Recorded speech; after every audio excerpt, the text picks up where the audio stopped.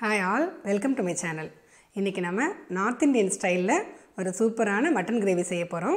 இந்த கிரேவி பர்టిక్యులரா சப்பாத்தி நான் கூட ரொம்ப டேஸ்டா இருக்கும். நம்மளோட டிஷஸ் இட்லி ரைஸ் கூட நம்ம சாப்பிட்டுக்கலாம்.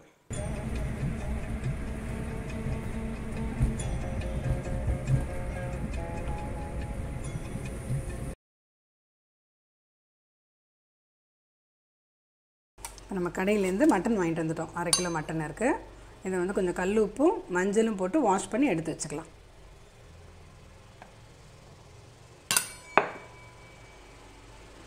எந்த நான்வெஜ் வாங்கினாலும் நல்லா மஞ்சள் போட்டு வாஷ் பண்ணி எடுத்து வச்சுக்கணும்.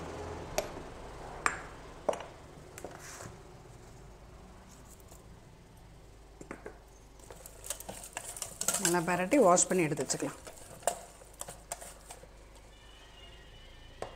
இப்போ மட்டனை வாஷ் பண்ணி எடுத்துக்கிட்டோம். இந்த மட்டன் கிரேவி வந்து நம்ம நார்த் இந்தியன் ஸ்டைலில் பண்ண போகிறோம்.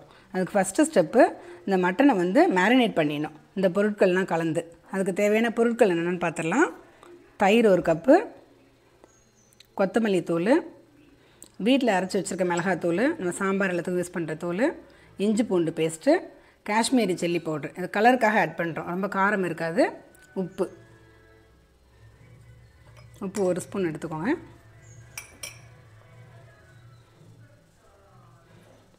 தயிர் நான் எல்லாமே 1 ஸ்பூன் எடுத்திருக்கேன். கொத்தமல்லி, மிளகாத்தூள்,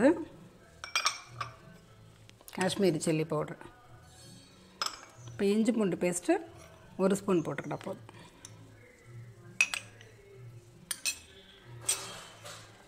இது நல்லா பிசைஞ்சு ஃப்ரிட்ஜில் வச்சு 1/2 மணி நேரம் ஊற வச்சிடணும். இந்த மசாலா நல்லா அந்த மட்டனில் பிடிக்கணும்.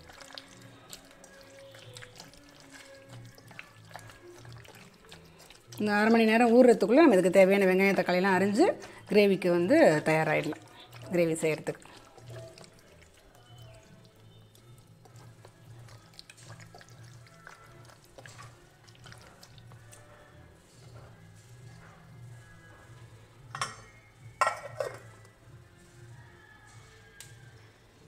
மட்டனை ஃப்ரிட்ஜில் வச்சுட்டோம். 1/2 மணி நேரம் கழித்து எடுத்துக்கலாம். நம்ம இந்த கிரேவி ரெடி பண்ணுறதுக்கு தக்காளி வந்து அரிஞ்சிக்கக்கூடாது, மாதிரி கிரேட் பண்ணி தோலை எடுத்துடணும். இப்போ இன்னொரு தக்காளி உங்களுக்கு செஞ்சு காட்டுறேன் பாருங்கள். எல்லாம் வாஷ் பண்ணிவிட்டு ஃபுல் ஜூஸ் மட்டும் இறங்கிடும். உங்களுக்கு தோல் டோட்டலாக வந்துடும். அந்த மாதிரி ஒரு 3 தக்காளி ரெடி பண்ணி வச்சுக்கோங்க.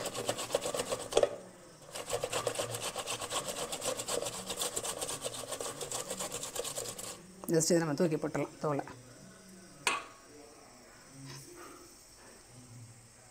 இப்போ நம்ம மட்டன் கிரேவிக்கு தேவையான பொருட்கள் என்னென்னு பார்த்துடலாம். இப்போ தக்காளி வந்து நம்ம கிரியேட் பண்ணி வச்சுருந்தோம் இல்லைங்களா, தோல் இல்லாத தக்காளி. ஜஸ்ட்டு செத்தும் போது இந்த மாதிரி உங்களுக்கு ஜூஸியாக கிடச்சிரும். 1 பவுல் எடுத்துக்கோங்க. 3 தக்காளி இது. அடுத்தது 1/4 ஸ்பூன் மஞ்சத்தூள், 1 ஸ்பூன் ரெட் சில்லி பவுட்ரு, அது காஷ்மீரி பவுட்ரு. இது வந்து 1 ஸ்பூனு தனியாத்தூள், 1/2 ஸ்பூனு ஜீரகத்தூள், 1 ஸ்பூன் சோம்பு. சோம்பு ரொம்ப முக்கியமான பொருள் மட்டன் செய்கிறதுக்கு, டைஜஷனுக்கு நல்லா ஹெல்ப் பண்ணும். இது வந்து வீட்டில் நார்மலாக நம்ம யூஸ் பண்ணுற மிளகாத்தூள். வெங்காயம் வந்து ஒரு பெரிய வெங்காயம் 3 நல்லா பொடியாக கட் பண்ணிக்கோங்க. அதே அளவுக்கு உங்களுக்கு ஒரு பவுல் அளவுக்கு நான் சின்ன வெங்காயமும் கட் பண்ணி வச்சுருக்கேன் பொடியாக. இந்த 2 வெங்காயமே ஈக்குவல் ரேஷியோவில் எடுத்துக்கோங்க. அடுத்து தாளிக்கிறதுக்கு தேவையான மசாலா பொருட்களை பார்த்துடலாம். பட்டை 1, ஜாதிபத்திரி, அன்னாசி மொக்கு, கிராம்பு கொஞ்சம் 4-5 கிராம்பு போட்டுங்க, ஏலக்காய் 1, அப்புறம் மசாலா பிரிஞ்சி இலை 1 லீஃப் போட்டுங்க, கொஞ்சம் கட் பண்ணி எடுத்துங்க. அடுத்தது ஒரு 1/4 ஸ்பூன் அளவுக்கு மிளகு, காஞ்ச மிளகாய் 2.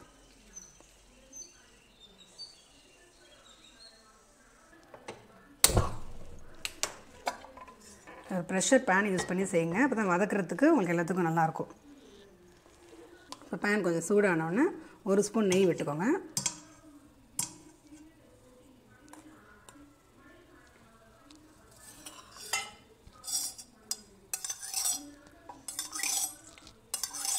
ஒரு 6-7 ஸ்பூன் வந்து கடலெண்ணெய் நான் யூஸ் பண்ணுறேன். நீங்கள் வந்து உங்களுக்கு கடலெண்ணெய் விருப்பம் இல்லை அப்படின்னா ரிஃபைண்ட் ஆயில் கூட யூஸ் பண்ணிக்கலாம். இப்போ ஆயில் நல்லா சூடாகிடுச்சு. மசாலா பொருட்களை தாளிச்சிடலாம்.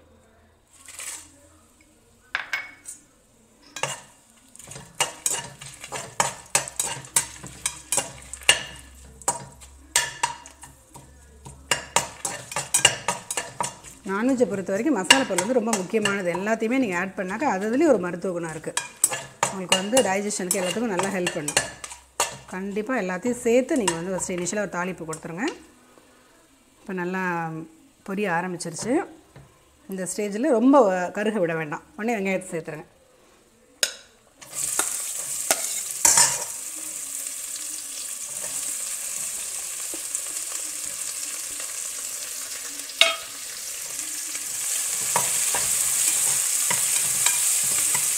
இந்த கிரேவியில் ரொம்ப முக்கியமான விஷயம் வெங்காயம் எந்த அளவுக்கு நீங்கள் நல்லா டீப்பாக ஃப்ரை பண்ணுறீங்க அப்படின்றது தான். அதை பொறுத்து தான் உங்களுக்கு நல்ல டேஸ்ட்டு கிடைக்கும். ஒரு 10 நிமிஷத்துக்கு மேலே ஆகும் நல்லா வெங்காயம் சுருள்றதுக்கு. அது வரைக்கும் பொறுமையாக நீங்கள் வெங்காயம் வந்து நல்லா ஃப்ரை ஆகட்டும்.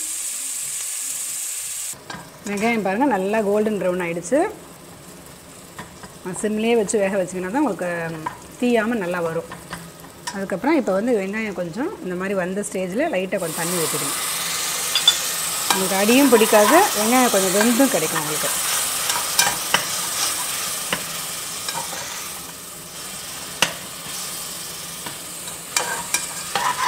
பாத்திரம் அடி பிடிக்காது, நல்லா ஈஸியாக வெங்காயம் வெந்துடும். இந்த மாதிரி ஒரு 2-3 மினிட்ஸ் விட்டுருங்க. இப்போ இந்த ஸ்டேஜில் வந்து தண்ணி ஊற்றி கொஞ்சம் வேக வச்சுட்டோம். இந்த ஸ்டேஜில் இந்த மேரினேட் பண்ணி வச்சுருக்கோம் இல்லையா, நல்லா ஊற வச்சுருக்கிற மட்டன் மசாலா வந்து இது கூட சேர்த்துடணும். அது சேர்க்கும்போது ஃப்ளேம் வந்து ஹையில் வச்சுக்கணும். நல்லா மசாலாலாம் ஒன்று சேர்ந்து நல்லா பிடிச்சிருக்கு டேஸ்ட்டு.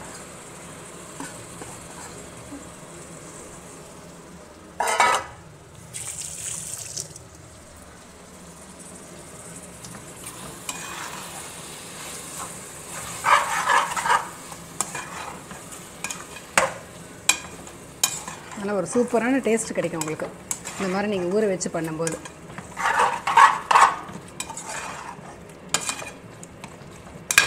ஒரு 5 நிமிஷம் நல்லா வேகட்டும்.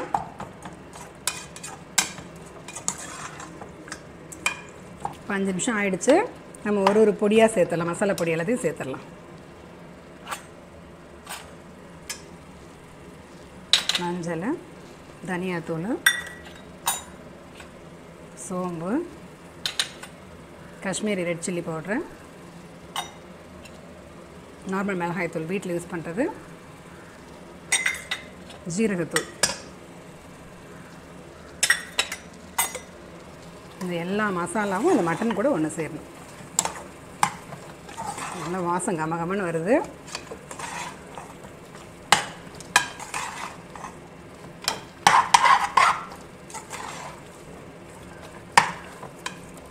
இந்த மசாலா பச்சை ஸ்மெல் போகிற வரைக்கும் நல்லா நீங்கள் வதக்கணும். ஒரு 2-3 நிமிஷம் இருந்தால் போதும். கொஞ்சம் ஃப்ளேம் சிம்மில் வச்சுக்கோங்க. 3 மினிட்ஸ் கழித்து நம்ம தக்காளி பியூரி ஆட் பண்ணலாம்.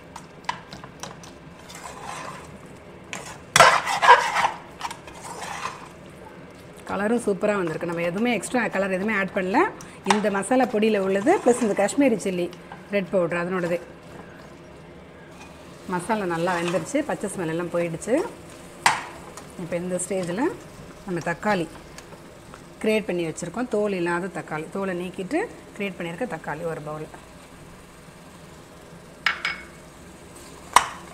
நீங்கள் நார்மலாக நம்ம எப்போதும் எந்த நான்வெஜ் பண்ணாலுமே வெங்காயம் தக்காளி ஒன்றா சேர்த்து வதக்குவோம். இந்த டிஷ்ஷில் வந்து நீங்கள் இந்த ஸ்டேஜில் தான் தக்காளி இந்த மாதிரி தான் சேர்க்கணும்.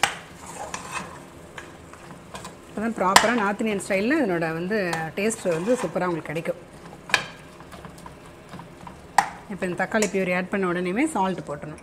நம்ம ஏற்கனவே 1 ஸ்பூன் மட்டும் போட்டிருந்தோம் அந்த மட்டன் மசாலா மேரினேட் பண்ணுற சமயத்தில். இப்போ நான் ஒரு 1/2 ஸ்பூன் போடுறேன். உங்களுக்கு அவங்கவுங்க தேவைக்கு ஏற்ற மாதிரி சால்ட் ஆட் பண்ணிக்கோங்க.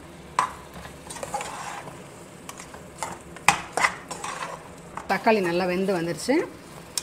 இந்த சமயத்தில் நான் அரிசி கழுவுன தண்ணி எடுத்து வச்சுருந்தேன். அந்த தண்ணியை ஊற்றிட்டு ஒரு 10 நிமிஷம் வந்து மூடி வச்சு வேக வச்சு போகிறோம்.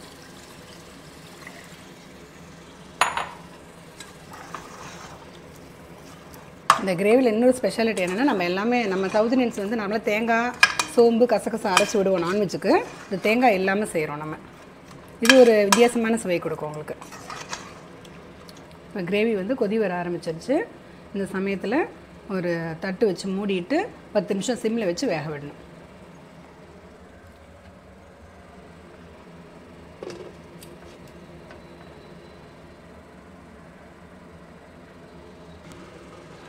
10 நிமிஷம் ஆயிடுச்சு. கிரேவி நல்லா கொதி வர ஆரம்பிச்சிருச்சு. இந்த டைமில் ஒரு நல்லா கலந்துட்டு குக்கரை மூடிடலாம். நம்ம 3 விசில் வந்ததுன்னா போதும். ஆல்ரெடி நல்லா ஃபுல்லாக பாதி வெந்துருச்சு.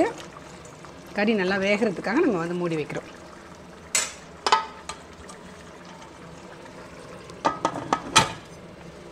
நம்ம வெயிட் போட்டுடலாம். ஒரு 3 விசில் வந்தோன்னே நம்ம ஆஃப் பண்ணிடலாம். நம்மளுடைய north Indian style mutton gravy ready ஆகிடுச்சு. கேஸ் ரிலீஸ் ஆகிடுச்சு.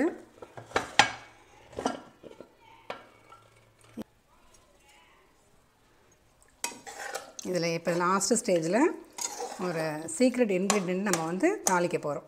அதுதான் முக்கியமான விஷயம் இந்த கிரேவியில். இப்போ நம்ம முக்கியமான பொருளை தாளித்து இந்த கிரேவியில் சேர்க்க போகிறோம். அது வந்து இது கசூரி மேத்தி. நார்த் இந்தியன்ஸ் வந்து எல்லா டிஷ்லேயுமே இது யூஸ் பண்ணுவாங்க.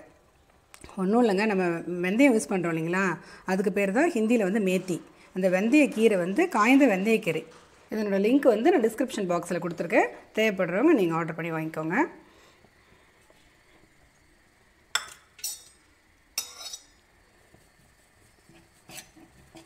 ஜஸ்ட் லைட்டாக சூடு காட்டிங்கன்னா போதும். ரொம்ப ஃப்ரை ஆகணும்னு அவசியம் இல்லை.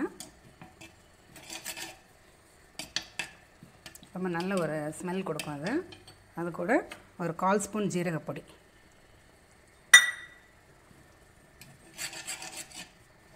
உடம்புக்கும் ரொம்ப நல்லது இந்த கசூரி மேத்தி. அவங்க இதை யூஸ் பண்ணி சப்பாத்தியே செய்வாங்க. மேத்தி சப்பாத்தின்னு செய்வாங்க. நம்ம இன்னொரு வீடியோவில் கூட அதை பார்க்கலாம்.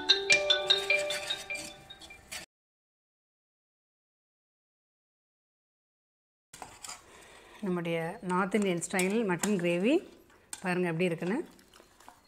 செம்ம கலர்ஃபுல்லாக இருக்குது. நம்ம எந்த கலருமே சேர்க்கல. நேச்சுரலாக மசாலா பொருள் உள்ள கலர் தான். இந்த காஷ்மீரி ரெட் சில்லி பவுடரில் உள்ள நேச்சுரலான கலர் வந்து நல்லா சூப்பராக இருக்குன்னு பாருங்கள். இப்போ ரைஸ் கூட நம்ம டேஸ்ட் பண்ண போகிறோம்.